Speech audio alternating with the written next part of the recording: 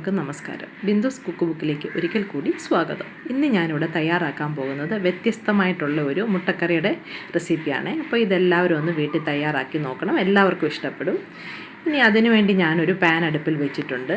അതിലേക്ക് സൺഫ്ലവർ ഓയിലോ അല്ലെ റൈസ് ബ്രാൻ ഓയിലോ 2 ടേബിൾ സ്പൂൺ ഒഴിച്ചു കൊടുക്കാം. ഇത് ചെറുതായിട്ട് ചൂടായി വരുമ്പോഴേക്കും ഇതിലേക്ക് നമുക്ക് 1 ടീസ്പൂണ് ജീരകം ചേർത്ത് കൊടുക്കാം. ജീരകമെല്ലാം നല്ലതായിട്ട് പൊട്ടി വന്നിട്ടുണ്ട്. ഇതിനകത്തിലേക്ക് നമുക്കിനി അരിഞ്ഞു വെച്ചിരിക്കുന്ന സവാള ഉള്ളി ചേർത്ത് കൊടുക്കാം. ഞാനിവിടെ 3 സവാള എടുത്തിട്ടുണ്ട്.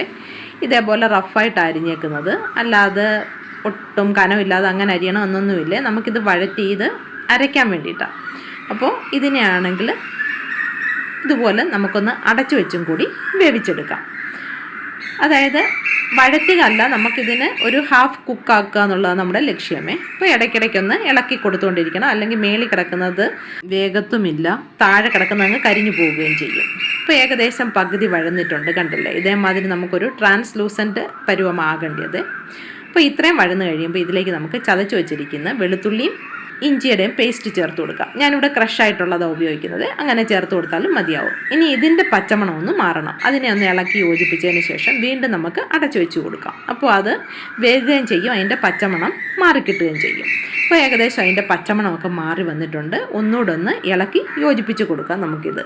അതിനുശേഷം നമ്മൾ അരിഞ്ഞു വെച്ചേക്കുന്ന തക്കാളി ഇതിലേക്ക് ചേർത്ത് കൊടുക്കാം. ഞാനിവിടെ 2 മീഡിയം സൈസിലെ തക്കാളിയാണ് എടുത്തേക്കുന്നത്. അതേപോലെ നല്ലതായിട്ട് പഴുത്ത തക്കാളിയുമാണ്, ഹൈബ്രിഡ് ടൊമാറ്റോസാണ് ഞാൻ ഉപയോഗിച്ചേക്കുന്നത്. ഇതേപോലെ നമ്മൾ ഉള്ളി അരിഞ്ഞ പോലെ തന്നെ സ്ലൈസ് ചെയ്ത് ഇട്ട് കൊടുത്തേച്ചാൽ മതി. ഇനി അടുത്തതെന്ന് പറയുന്നുണ്ടെങ്കിൽ ഇത് നമുക്ക് നല്ലതായിട്ടൊന്ന് സോഫ്റ്റായിട്ട് കിട്ടണം. അതായത് തക്കാളി നല്ലതായിട്ട് വെന്ത് അതിൻ്റെ തോലൊക്കെ ഒന്ന് മാറി ഫ്ലഷൊക്കെ നല്ല ഉടഞ്ഞ് കിട്ടണം. അത് അടുത്ത പരുവെന്ന് പറയുന്നുണ്ട്. ഇപ്പോൾ ഇടയ്ക്കിടയ്ക്ക് ഇളക്കി കൊടുക്കാൻ ആരും മറക്കരുത്. അതേപോലെ ലോ ഫ്ലെയിമിലിട്ട് വേണം ഇത് വേവിച്ചെടുക്കാനുമേ. അടപ്പ് വെച്ച് അടച്ച് വേവിക്കുവാണെങ്കിൽ പെട്ടെന്ന് വെന്ത് കിട്ടുന്നതായിരിക്കുമേ. പിന്നൊരു കാര്യം, ഇതെനിക്ക് 2 പ്രാവശ്യത്തേക്ക് ഉപയോഗിക്കാനുള്ള പേസ്റ്റാണ് ഞാനിപ്പോൾ ഇവിടെ തയ്യാറാക്കിയെടുക്കുന്നത്. ഇത്രയും ആവശ്യമില്ലാത്തവർ ഇതിൻ്റെ പകുതി ചേരുവകൾ ചേർത്താൽ മതിയാകുമേ. അപ്പോൾ പകുതി പേസ്റ്റ് തയ്യാറായി കിട്ടത്തുള്ളൂ. നമുക്ക് ഒരു നേരത്തേക്ക് ഉപയോഗിക്കാനുള്ള പേസ്റ്റ് തയ്യാറായി കിട്ടും. ഇതിലേക്ക് ഞാൻ 3 പച്ചമുളകും കൂടെ മുറിച്ചിട്ട് കൊടുത്തിട്ടുണ്ട്. അപ്പോൾ ഈ എരിവിനുള്ള പച്ചമുളകാണ് ഇപ്പം നമ്മൾ ചേർത്ത് കൊടുക്കുന്നത്. ഇതിൽ കൂടുതൽ എരിവിൻ്റെ ആവശ്യമുണ്ടെങ്കിൽ 1-2 പച്ചമുളക് നിങ്ങൾക്ക് കൂടുതൽ ചേർത്ത് കൊടുക്കാവുന്നതാണ്. അപ്പോൾ അതും ഇട്ട് ഞാൻ അടച്ചു വെച്ച് വേവിച്ചു. പച്ചമുളകും ഏകദേശം നല്ലതായിട്ട് വെന്ത് റെഡിയായിട്ട് വന്നിട്ടുണ്ട്. അതേപോലെ വെള്ളമെല്ലാം പറ്റി തക്കാളിയുടെ തോലെല്ലാം വിട്ട് വരുന്നുണ്ട്. അതിനർത്ഥം തക്കാളി നന്നായിട്ട് വെന്തു. അതേപോലെ ഉള്ളിയും പച്ചമുളകും എല്ലാം തയ്യാറായി വന്നു കഴിഞ്ഞു എന്നുള്ളതാണ്. ഇനി നമുക്കിതൊരു പ്ലേറ്റിലേക്ക് മാറ്റി വയ്ക്കാം. അത് അവിടെ ഇരുന്ന് തണുക്കട്ടെ. അതിനുശേഷം ഇത് നല്ലൊരു സ്മൂത്ത് പേസ്റ്റാക്കി നമുക്ക് മാറ്റി വയ്ക്കാമേ. ഇനി അതേ പാനിൽ തന്നെ കുറച്ചും കൂടി എണ്ണ ഒഴിക്കുക. സൺഫ്ലവർ ഓയിലോ റൈസ് ബ്രാൻ ഓയിലോ, ഞാനിവിടെ 2 ടേബിൾ സ്പൂൺ എടുത്തിട്ടുണ്ട് റൈസ് ബ്രാൻ ഓയിൽ. ഇതിലേക്ക് ഇനി 2-3 ബേ ലീഫ് കൂടി ചേർക്കുക. ഞാനിവിടെ ചെറുതായതുകൊണ്ടാണ് 3 ഇട്ടത്, അല്ലേ 1-2 ഇട്ടാൽ മതിയാവും. ഇതിലേക്ക് 2 പീസ് കറുവാപ്പട്ടയും കൂടെ ചേർത്ത് കൊടുക്കുക.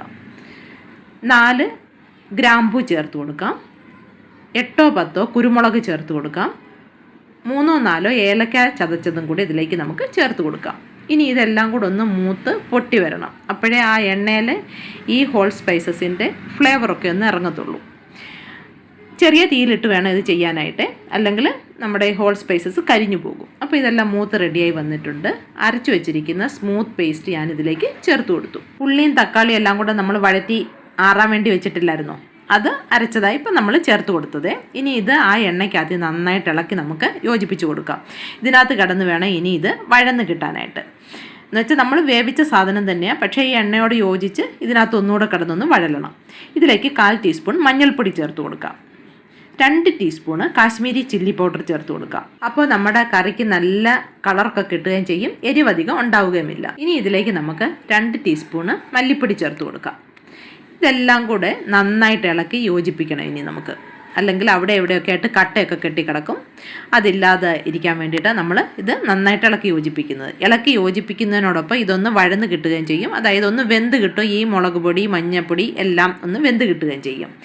അതിനുശേഷം നമ്മളുടെ മിക്സി ജാറോ അല്ലെന്നുണ്ടെങ്കിൽ അതിനകത്തൊക്കെ ഒത്തിരി പറ്റിയിരിപ്പുണ്ടെങ്കിൽ അത് കഴുകി ആ വെള്ളവും കൂടി നമുക്ക് എടുക്കാവുന്നതാണ്. ഏകദേശം ഒരു 200-250 ml വെള്ളത്തോളം ഇതിനകത്ത് ഒഴിച്ചു കൊടുക്കണം. അപ്പോഴേ ഈ മസാലയെല്ലാം നമ്മളുടെ ഒന്ന് വെന്ത് റെഡിയായിട്ട് കിട്ടത്തുള്ളൂ. ഏകദേശം 5 മിനിറ്റോളം ഇത് ലോ ഫ്ലെയിമിലിട്ട് നമുക്ക് വേവിച്ചെടുക്കണം. അപ്പോൾ ഈ മസാലയുടെ എല്ലാം പച്ചമണവും മാറും, വെന്ത് നല്ല രുചിയായിട്ട് വരികയും ചെയ്യും നമ്മുടെ ഈ ഗ്രേവി. ഇനി നമ്മളിത് അടച്ച് വേഗം വെക്കുന്നതിന് മുമ്പ് ഇതിന് ആവശ്യമുള്ള ഉപ്പും കൂടി ചേർത്ത് വേണം വേഗം വെക്കാൻ. അപ്പോൾ ഞാൻ ആവശ്യത്തിനുള്ള ഉപ്പ് ചേർത്ത് കൊടുത്തു. ഇനി നമുക്ക് ഇത് നന്നായിട്ടൊന്ന് ഇളക്കി യോജിപ്പിച്ചിട്ട് അടപ്പ് വെച്ച് അടച്ച് വേകാനായിട്ട് വയ്ക്കാം.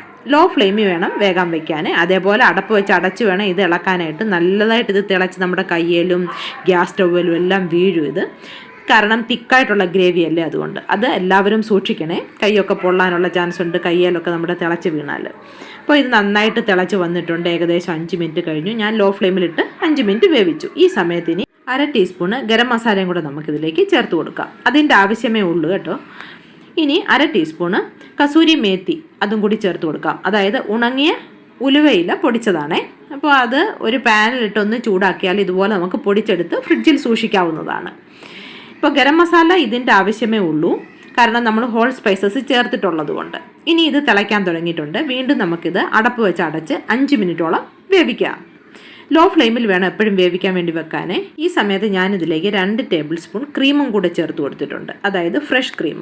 ഇത് ഓപ്ഷണലാണ്, ആവശ്യമുള്ളവർക്ക് മാത്രം ഉപയോഗിക്കാം. ഇതിന് പകരം വേണമെന്നുണ്ടെങ്കിൽ 5-6 കാഷ്യൂ 2 മണിക്കൂർ മുമ്പ് ചൂടുവെള്ളത്തിൽ കുതിർത്ത് വെച്ചിട്ട് നന്നായിട്ടൊരു സ്മൂത്ത് പേസ്റ്റാക്കി ഇതിൽ ചേർത്ത് കൊടുക്കാവുന്നതാണ്. അതും ആവശ്യമുണ്ടെങ്കിൽ മാത്രം ചേർത്താൽ മതിയേ. ഇപ്പോൾ നമ്മുടെ ഈ കറി നല്ലതായിട്ട് തിളച്ച് നല്ല മേളിൽ എണ്ണയൊക്കെ തെളിഞ്ഞിങ്ങനെ റെഡിയായിട്ട് വന്നിട്ടുണ്ട്. അതിനർത്ഥം ഈ കറി ഏകദേശം റെഡിയായി എന്നുള്ളതാണ്. അപ്പോൾ ഇനി ഇതിലേക്ക് നമുക്ക് 1-2 ടേബിൾ സ്പൂൺ അരിഞ്ഞ മല്ലിയില ചേർത്ത് കൊടുക്കാം. അപ്പോൾ ഇതൊക്കെ ചേർത്താലാണ് ഈ കറിക്ക് നല്ല രുചി ഉണ്ടാവുക. അപ്പോൾ ചിലർക്കൊന്നും മല്ലിയില ഇഷ്ടമല്ല. അങ്ങനെ ഒട്ടും ഇഷ്ടമല്ലാത്തവർ ഇതെല്ലാം സ്കിപ്പ് ചെയ്യാവുന്നതാണ്. മല്ലിയില ചേർത്തതിന് ശേഷം നമുക്ക് ലോ ഫ്ലെയിമിലിട്ട് 2 മിനിറ്റ് അടച്ചു വെച്ചൊന്ന് വേവിക്കാം. ഇപ്പോൾ കറി റെഡിയായിട്ട് വന്നിട്ടുണ്ട്. ഇനി നമുക്ക് പുഴുങ്ങി മാറ്റി വെച്ചിരിക്കുന്ന മുട്ട തോലൊക്കെ കളഞ്ഞ് ഇതിലേക്ക് ചേർത്ത് കൊടുക്കാവുന്നതാണ്. അപ്പോൾ ചേർത്ത് കൊടുക്കുന്നതിന് മുമ്പേ മുട്ടയെല്ലാം ഒന്ന് വരഞ്ഞ് വേണം കൊടുക്കാൻ.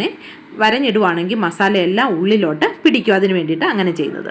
അപ്പോൾ ഫ്രഷ് ക്രീം ചേർക്കുന്നതിന് മുമ്പ് തന്നെ നമുക്ക് ആവശ്യത്തിന് ഉള്ള ആ പേസ്റ്റ് മാത്രമേ ഈ പാനിലേക്ക് കാണാവൂ. ബാക്കി നമ്മൾ വേറൊരു കണ്ടെയ്നറിൽ ഒഴിച്ച് തണുപ്പിച്ച് ഫ്രീസറിൽ സൂക്ഷിക്കേണ്ടതാണ്. അത് നമുക്ക് എപ്പോൾ വേണമെങ്കിലും കറി വയ്ക്കേണ്ട സമയത്ത് ഒരു 2 മണിക്കൂർ മുമ്പ് ആ ഗ്രേവി എടുത്ത് വെളിയിൽ വെച്ചിട്ട് ഒന്ന് തിളപ്പിക്കുക. ക്രീം വേണമെങ്കിൽ ചേർക്കുക. പിന്നെ അതിനകത്ത് ചിക്കനോ വെള്ളക്കടലയോ ഗ്രീൻ പീസോ അല്ലെങ്കിൽ സോയാ ചങ്ക്സോ എന്ത് വേണമെങ്കിലും ചേർത്ത് നമുക്ക് കറി തയ്യാറാക്കി പെട്ടെന്ന് തന്നെ എടുക്കാവുന്നതാണ്. അപ്പോൾ ഓഫീസിലൊക്കെ പോകുന്നവർക്ക് വളരെ ഉപകാരപ്രദമായിട്ടുള്ള ഒരു റെസിപ്പിയാണ് ഇന്ന് ഞാനിവിടെ അവതരിപ്പിച്ചത്. എൻ്റെ ചാനൽ സബ്സ്ക്രൈബ് ചെയ്യാത്തവരൊക്കെ ഒന്ന് സബ്സ്ക്രൈബ് ചെയ്യണേ. അതേപോലെ ലൈക്ക് ചെയ്യാനും ഷെയർ ചെയ്യാനായിട്ട് ആരും മറന്നു പോകരുതേ. തയ്യാറാക്കി നോക്കിയിട്ട് കമൻറ്റും ഒന്ന് അറിയിക്കണേ. അപ്പോൾ അടുത്ത നല്ലൊരു റെസിപ്പിയുമായിട്ട് കാണുന്നിടം വരെ എല്ലാവർക്കും നന്ദി, നമസ്കാരം.